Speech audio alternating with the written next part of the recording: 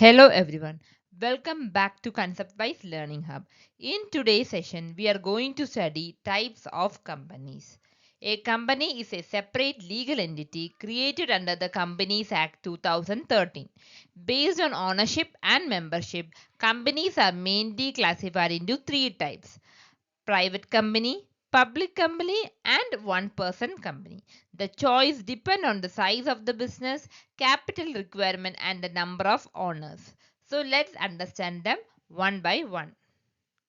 Let's first understand what is a private company.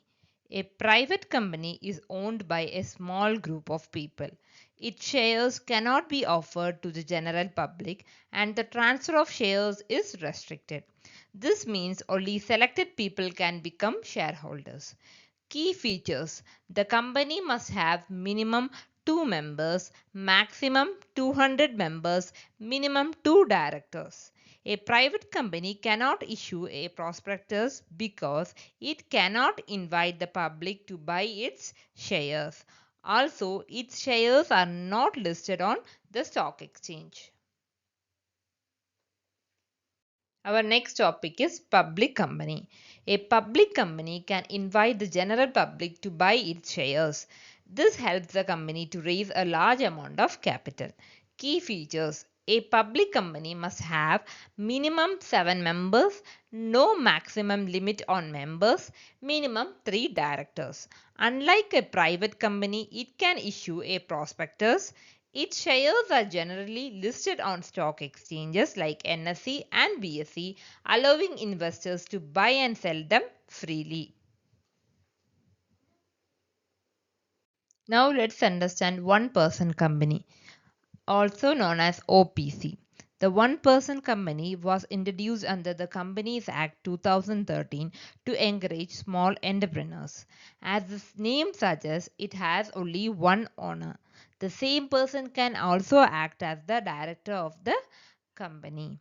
Key features include only one shareholders, separate legal entity, and it has limited liability. That means the personal assets remains protected and one director is sufficient, and a nominee must be appointed to take over in case of the owner's death or incapability, and it has a separate legal entity. The company is distinct from the owners. Let's compare private company, public company, and one person company. In a private company, there should be a minimum of 2 members and maximum of 200 members, and the directors must be of minimum of 2 members should be available. And in private company, the public invitations are not allowed, and share transfers is restricted in a private company, and stock exchange listing is not available in private company, and it cannot issue prospectus. And next is public company. In a public company, minimum of 7 members should be available and there is no maximum limit, and the director should have a minimum number of 3, and the public invitation is allowed in a public company, and shares can be transferred freely in a public company, and stock exchanging listing is allowed in a public company, and prospectus can issue in a public company. Next is one person company. The exact member should be 1 and the director should be 1, and there is no public invitations allowed in one person company, and the shares transfer is restricted in one person company, and stock exchanging listing is not allowed in one person company, and it cannot issue prospectors in one person company. Our next topic is stages of company formation. The formation of a company takes place in 4 stages. These are promotion, incorporation, capital subscription, and commencement of business. Each stage has a specific purpose. Think of it like a building a house. First, you prepare the plan, then you get legal approval, next, you arrange money, finally, you start using the house. Similarly, a company also follows these 4 stages: promotion, incorporation, capital subscription, and commencement of business. So always link it with a short exam tip, that is PICC. That is P for promotion, I for incorporation, C for capital subscription, and C for commencement. The first stage is promotion. Promotion means developing the business idea and making the initial preparation for starting the company. The people who performs this work are called promoters. Who is a promoter? A promoter is a person who conceives the business idea and takes the initiative to establish the company. The promoter is responsible for converting an idea into a real business. Main activities of a promoter. The first one is feasibility study. Before starting the company, the promoter checks whether the business idea is practical and profitable. This includes technical feasibility, financial feasibility, market feasibility, legal feasibility. For example, before opening an electric vehicle company, the promoter studies market demand, cost, competition, and legal requirements. The second one is deciding capital structure.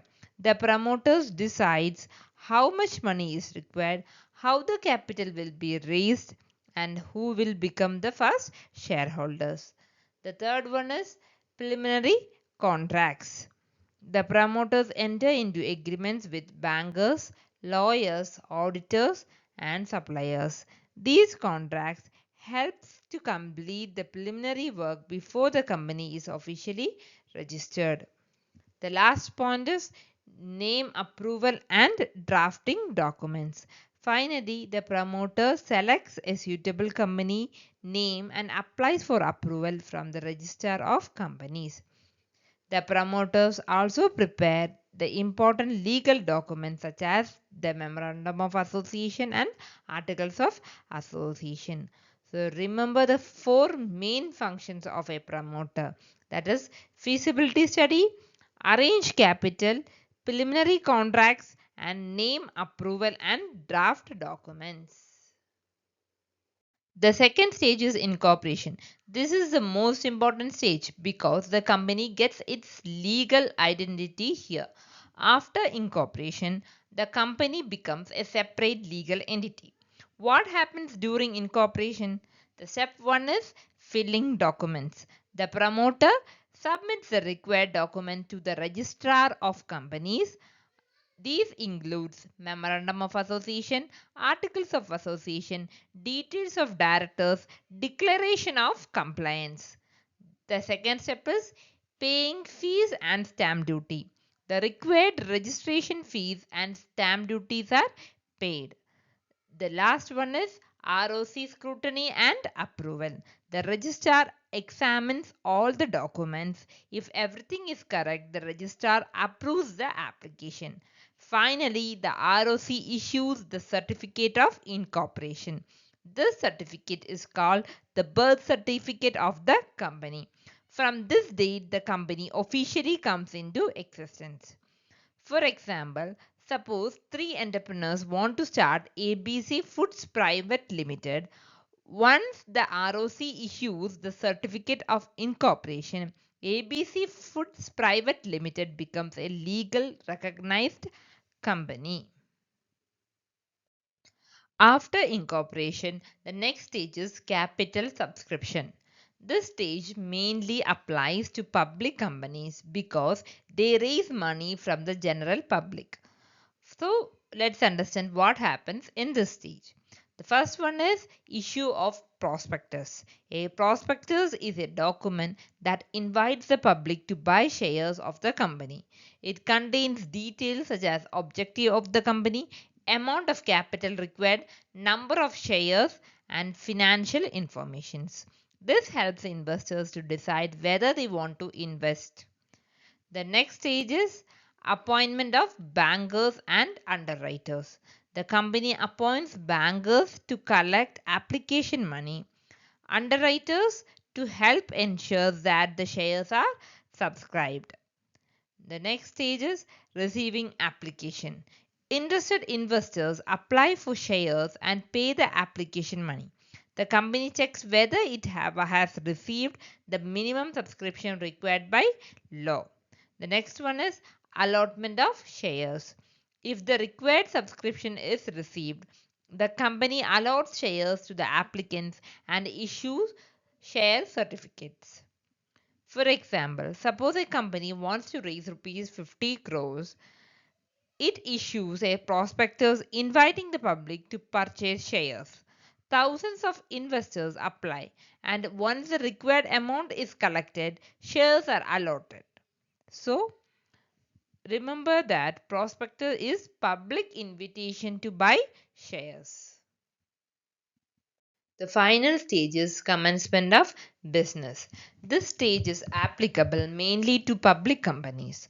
After completing the capital subscription process, a public company must obtain a certificate of commencement of business before starting its operation. This certificate confirms that all legal requirements have been completed.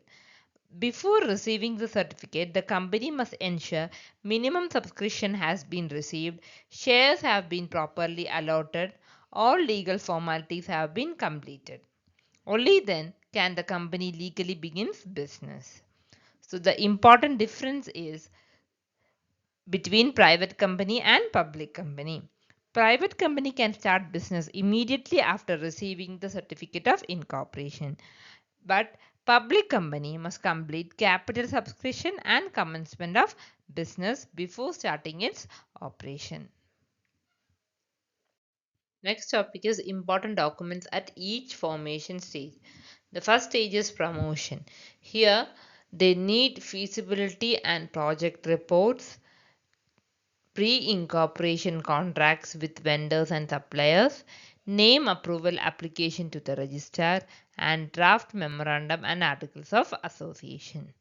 In the next stage, incorporation, the documents needed include Memorandum of Association, Articles of Association, Declaration of Compliances, Registered Office Address. That includes statutory fees and stamp duty receipts. The final stages are 3 and 4 includes capital and commencement. It includes prospectus or statement in lieu of prospectus, underwriting and bankers agreement, application allotment records and return of allotment, declaration of certificate of commencement of business. Next topic is Memorandum of Association and Articles of Association. These are the two most important legal documents of a company. So, first one is Memorandum of Association.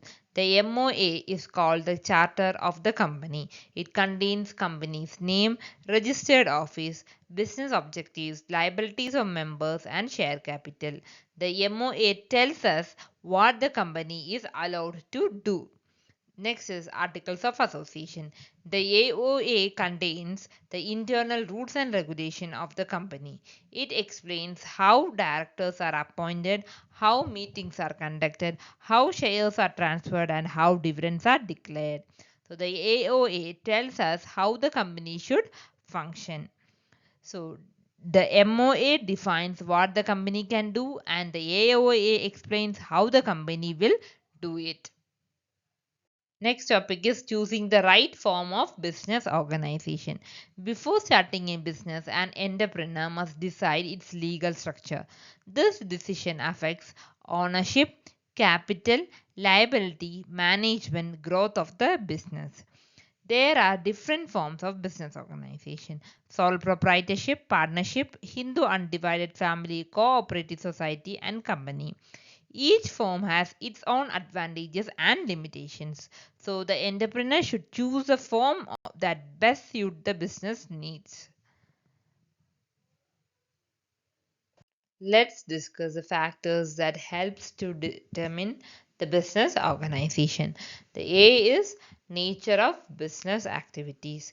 The type of business determines the most suitable forms of organization. For example, a small tailoring shop or grocery stores can be run as a sole proprietorship. Professional services like law firm or audit firm are often organized as a partnership. Large manufacturing industries usually prefer the company's form because they require more resource. Next one is scale of operation. The size of business also influences the choice. If the business operates only within a local area, a proprietorship or partnership is usually sufficient. However, if the business plans to operate across the country or internationally, a company is more suitable because it can raise more capital and expand easily. The next point is capital requirements. Every business requires money. If only a small amount of capital is needed, a sole proprietorship is enough. For medium capital requirement, partnership or cooperative society may be suitable. For huge capital requirements, a public company is the best option because it can raise money from the public by issuing shares. Next factor is degree of control. Some entrepreneurs prefer complete control over the business. If one person wants to take all decisions independently, sole proprietorship is the best option. If decisions are to be shared, partnership is suitable.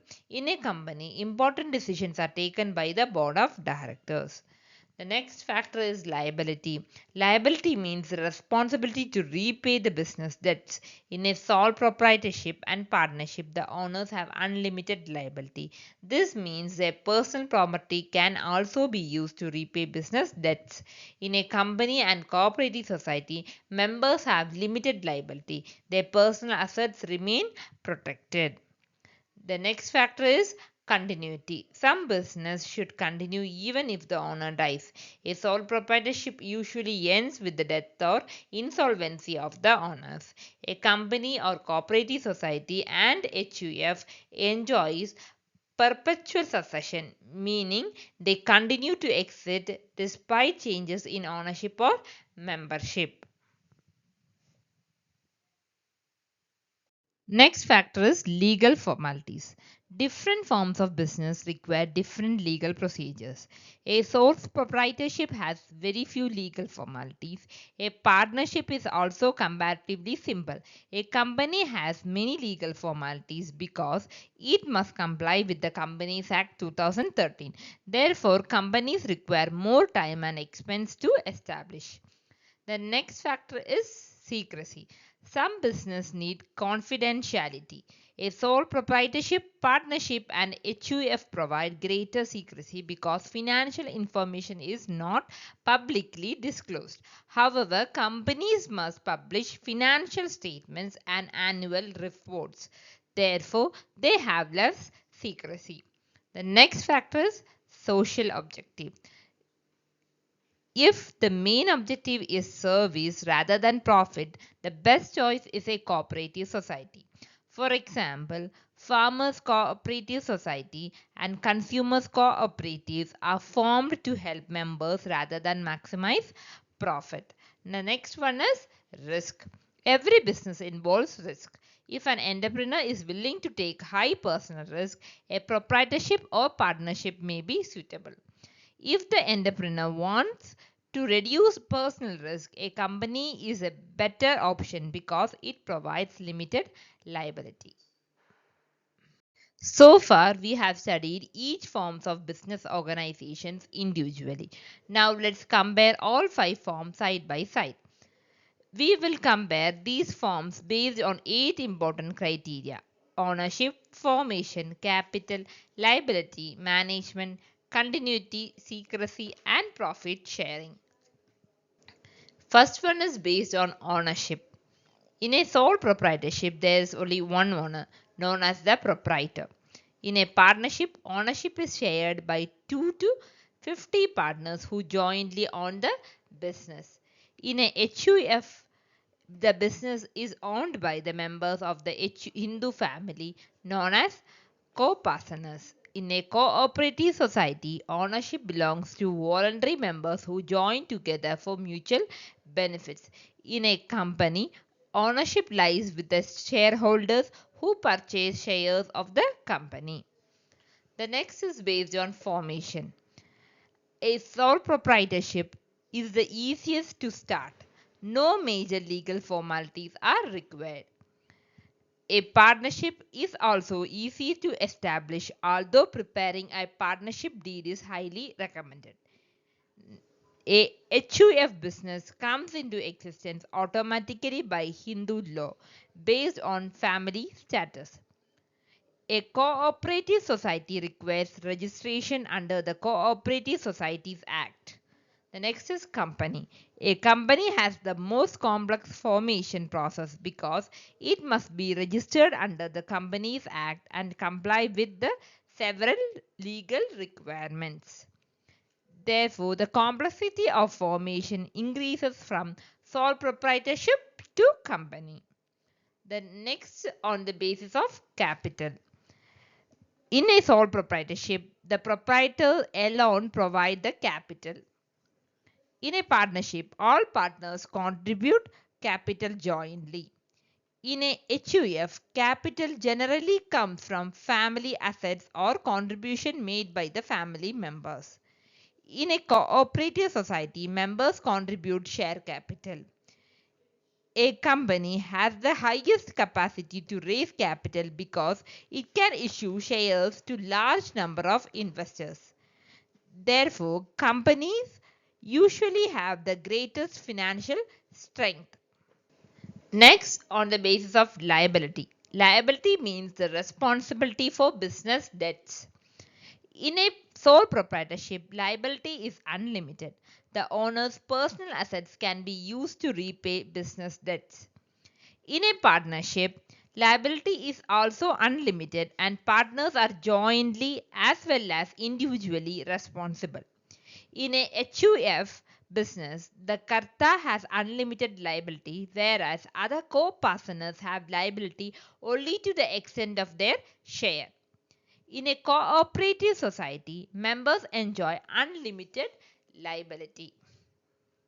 In a company, shareholders' liability is also limited to the unpaid amount of their shares. So, cooperative society and companies provide better protection to members. Now, let's compare based on management. In a sole proprietorship, the owner manages the business personally. In a partnership, management is carried out jointly by partners or by elected partners. In a HUF, the business is managed by the Karta, who is the head of the family. In a cooperative society, management is handled by an elected managing committee. In a company, management is carried out by the board of directors who are elected by shareholders. Next is based on continuity. A sole proprietorship generally ends with the death or insolvency of the owner. A partnership may dissolve when a partner dies or retires unless the partnership agreement provides otherwise. A HUF business enjoys continuous existence through family succession. A cooperative society has perpetual succession, meaning it continues even if the members change. A company also enjoys perpetual succession, making it a separate legal entity that continues regardless of changes in shareholders. Hence, companies have the highest stability. The next is based on secrecy. A sole proprietorship maintains a high level of secrecy because business information remains with one person. A partnership also enjoys fairly high secrecy, although the information is shared among partners. A HUF business maintains high secrecy since decisions remains within the family. A cooperative society has moderate secrecy because information is shared among members. A company, especially a public company, has relatively low secrecy because many financial reports and disclosures are legally required. Therefore, secrecy decreases as legal transparency increases. Next is based on profit sharing.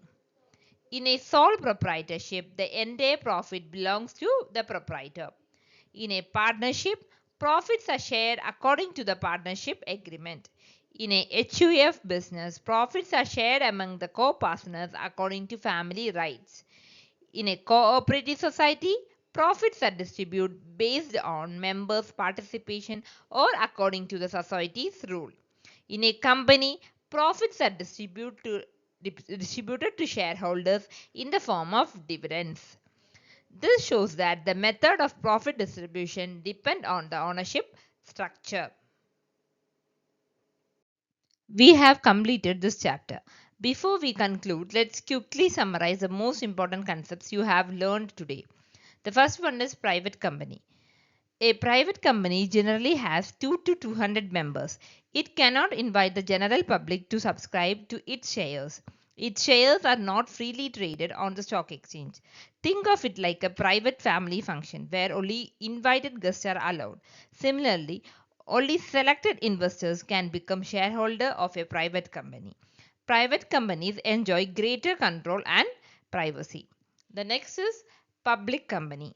A public company has at least 4 members. It can invite the general public to purchase shares through a prospectus. Its share can be freely bought and sold on a recognized stock exchange.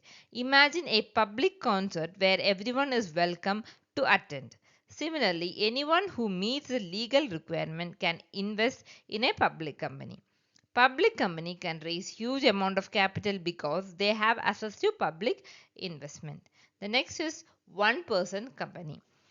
As the name suggests, it is owned by a single individual. However, unlike a sole proprietorship, an OPC enjoys separate legal identity, limited liability, better business credibility.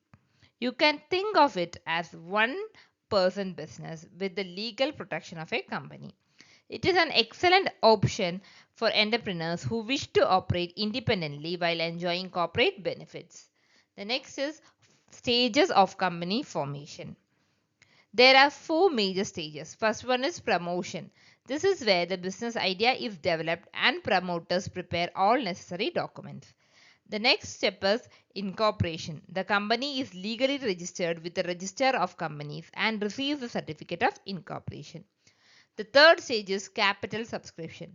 In this stage, a public company raises funds by inviting people to purchase its shares.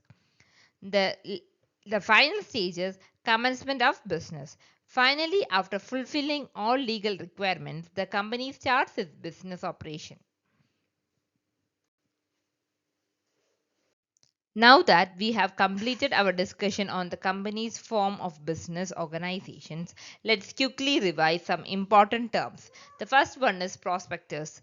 A prospectus is a formal document issued by a public company inviting the general public to purchase its shares or debentures.